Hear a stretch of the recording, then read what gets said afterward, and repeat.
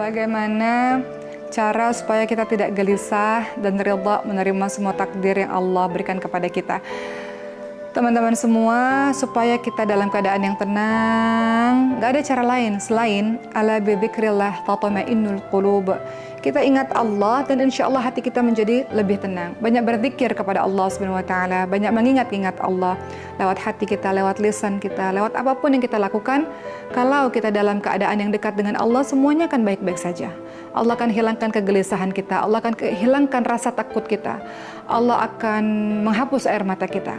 Kalau kita bergantung pada diri kita sendiri, kadang-kadang kita nggak akan kuat. Tapi kita bergantung atau kita bersandar kepada yang maha besar. Siapa itu? Allah Subhanahu wa Ta'ala. Allah yang kasih permasalahan, Allah yang kasih jalan keluar, Allah yang kasih sakit, Allah yang kasih penyembuhnya. Semuanya Allah, Allah, Allah, Allah. Kenapa gelisah? Karena mungkin kita bergantung kepada yang lain. Yang lain tidak kuat, sama seperti kita. Siapa yang kuat? Allah Subhanahu wa Ta'ala. Itu pertama. Kemudian yang kedua, bagaimana ridha terhadap takdir dari Allah Subhanahu wa Ta'ala. Kita yakin bahwa apapun yang Allah berikan semuanya baik. Tidak ada takdir buruk. Semua takdir adalah baik. Kenapa ada kalimat takdir ini buruk? Karena kita menganggapnya buruk. Padahal semua yang Allah berikan kepada kita adalah baik. Allah kasih kita berbagai macam ujian. Dengan ujian itu kita belajar tangguh, kita belajar kuat, kita belajar sabar. Kita belajar berserah kepada Allah, kita belajar tawadhu, rendah hati, bahwa ternyata kita bukan siapa-siapa, kita bukan apa-apa, kita nggak punya apa-apa. Allah bisa berkuasa, bertindak sesuka-suka Allah Subhanahu wa Ta'ala. Lewat apa kita bisa mendapatkan semua karakter itu? Lewat ujian-ujian yang Allah berikan.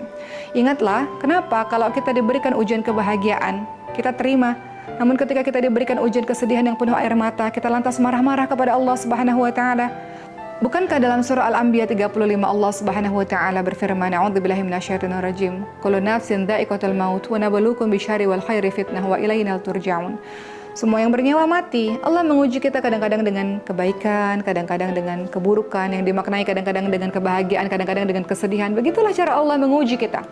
Semua kehidupan kita ini nggak bisa bahagia terus. Semua dalam kehidupan kita ini nggak bisa semua yang kita inginkan harus tercapai terus.